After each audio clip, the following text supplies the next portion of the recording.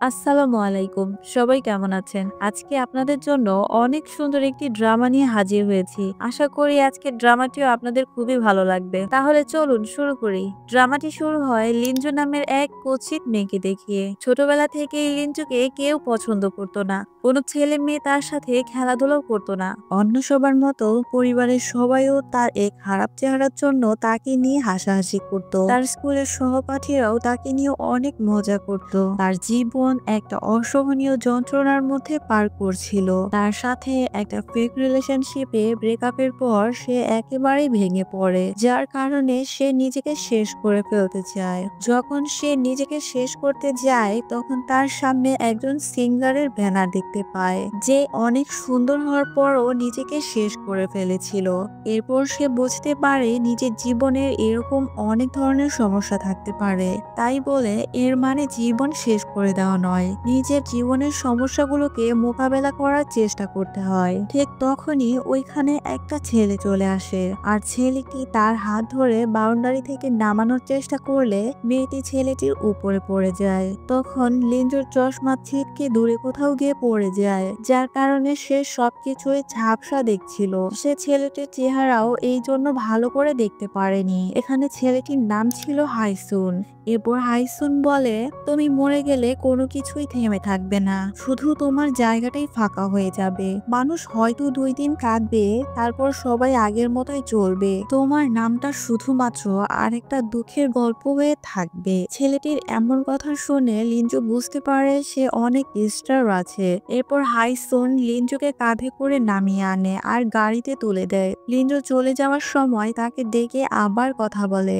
লিঞ্জুর এইরকম আচরণে হাইসুন অনেক খুশি হয়। দেখে মনে হচ্ছিল হাইসুন যেন লিঞ্জুকে পছন্দ করতে লেগেছে। পরদিন লিঞ্জু মেকআপ টিউটোরিয়াল না শিখেই বাসায় নিজে নিজে মেকআপ করে স্কুলে যায়, আর তাকে ওইভাবে দেখে তার সহপাঠীরা অনেক হাসাহাসি করে। এরপর বাড়িতে ফিরলে তার মাও অনেক ভয় পেয়ে যায়, আর কিছুক্ষণ পর তার ভাই ঘরে এলে সেও ভয় পেয়ে যায়। এরপর লিঞ্জু স্কুল পরিবর্তন করার কথা শুনে তার বাবা মায়ের মধ্যে ঝগড়া শুরু হয়ে যায়। এসব কিছুর পর লিঞ্জুর বাবা মা এক সময় তার কথায় রাজি হয়ে যায়। এরপর তারা সবাই মিলে গ্রামের বাড়িতে চলে আসে। এখানে দেখা যায় হাইসুনও ওই একই শহরে থাকতো।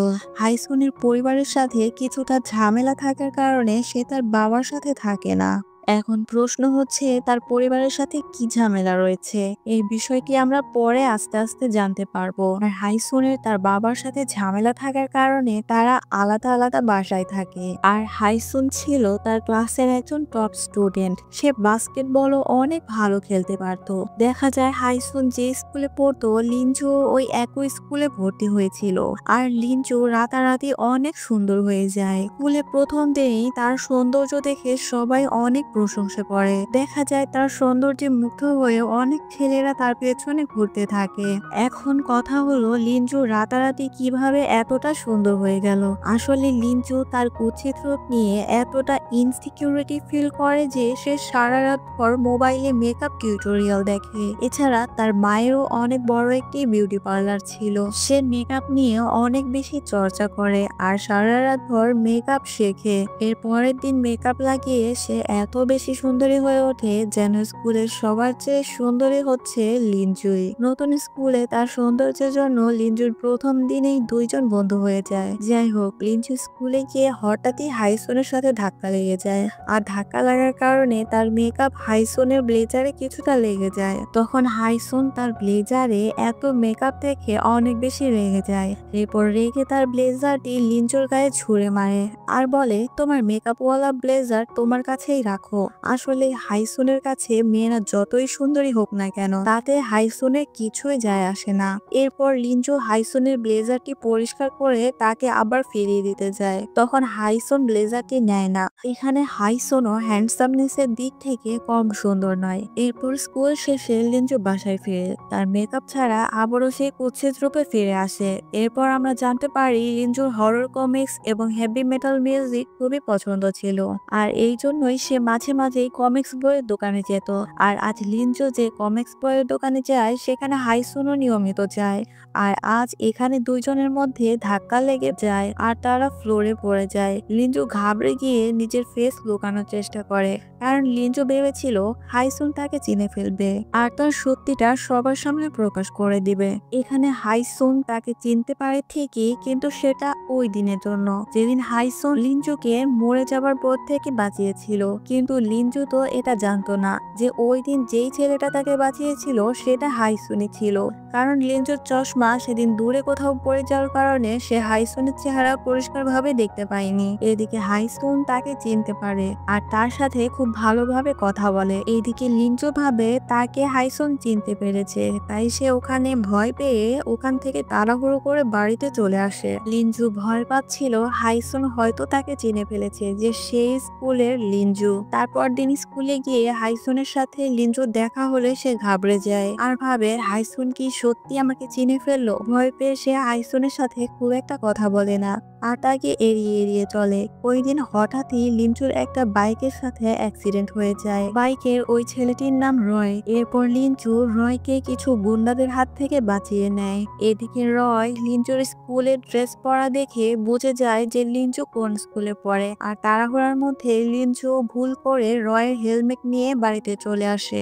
এরপর দেখা যায় রয় ওই একই স্কুলে পড়তো যে স্কুলে লিনজো আর হাইসুনও পড়ে। এখানে রয়ের মায়ের শরীর খারাপ হওয়ায় সে অনেকদিন স্কুলে আসতে পারেনি, তাই তার সাথে লিনজোরও কয়েকদিন দেখা হয়নি।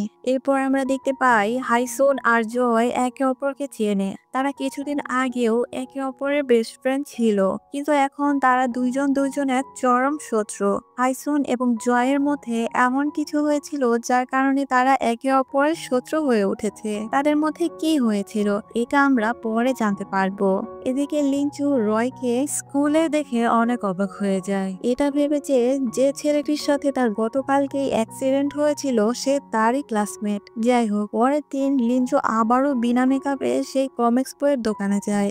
এখানে তার আবারও হাইসুনের সাথে দেখা হয়ে যায়। হাইসুন তো এখানে জানতো যে লিনজো হলো সেই মেয়েটি যাকে সে ওই দিন বাঁচিয়েছিল, কিন্তু সে এটা ভেবে অনেক অবাক হয় যে লিনজো তাকে কোনোভাবেই চিনতে পারছে না। হাইসুন আর নিজেকে বেশিক্ষণ চুপ রাখতে পারে না। সে সিদ্ধান্ত নেয় এই বিষয় নিয়ে লিনজোর সাথে সে কথা বলবে। আর হাইসুন বলে, আমি তোমাকে চিনতে পেরেছি, তোমার সব বিষয় সম্পর্কে আমি জানি। এদিকে লিনজো ভাবে হাইসুন হয়তো তাকে মেকআপ দেওয়া লুকে আর মেকআপ ছাড়া লুকে দুইভাবে চিনে ফেলেছে। তাই লিনজো বলে, সিক্রেট বিষয়টি তুমি সিক্রেটই রাখো। এদিকে হাইসুন ওই দিন যে লিনজো সুইসাইড করতে চেয়েছিল এই বিষয়টিকে সে সিক্রেট রাখতে বলছে।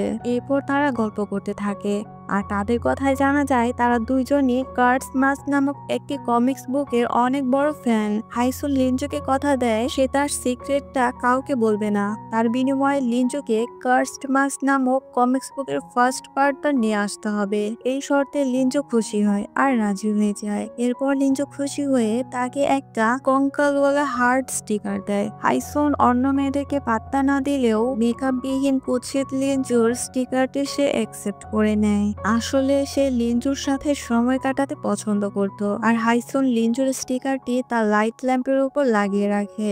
এরপর লিনজো ভেবেছিল হয়তো তার সমস্ত সিক্রেট কথা সে জেনে গিয়েছে, তাই সে চিন্তা করে ওই দিনই মেকআপওয়ালা লুকে সে ওই বইটি হাইসুনকে স্কুলে গিয়েই দিয়ে দিবে। এরপর দিন লিনজো একটা ব্যাগে তার ওই দিনের ব্লেজার আর ওই কমিক্স বুকটি নিয়ে নেয়। এটা সরাসরি স্কুলে গিয়ে হাইসুনকে দিয়ে দেয়। এটা দেখে হাইসুন অনেক অবাক হয় আর হাইসুন এমন ভাবে কথা বলে যা দেখে মনে হয় যে সে তাকে চেনেই না। এরপর লিনজো বুঝতে পারে মেকআপ বিহীন লিনজো আর সুন্দরী লিনজো যে একজনই, এটা হাইসুন এখনো জানে না। সে এখনো এই বিষয়টি বুঝতে পারেনি, অর্থাৎ সে তাকে সম্পূর্ণভাবে চিনতে পারেনি। এরপর লিনজো দৌড়ে হাইসুনের পেছনে যায় আর যে ব্যাগটি হাইসুনকে দিয়েছিল এটা সে কেড়ে নেয়, কারণ ব্যাগটি দেখলে তো হাইসুন সবকিছু বুঝে যাবে যে ওই দিনের কমিক্স বইয়ের দোকানের লিনজো আর স্কুলের লিনজো আসলে একজনই। ওই দিন সন্ধ্যেবেলা মেকআপবিহীন লুকে লিঞ্জু আবারও আইসনের সাথে রেস্টুরেন্টে দেখা করে। তখন লিঞ্জু তাকে কমিক্স বইটি দেয় আর জিজ্ঞাসা করে, তুমি ওই দিন আমার কোন সিক্রেট বিষয়ের কথা বলেছিলে? তখন হাইসুন তাকে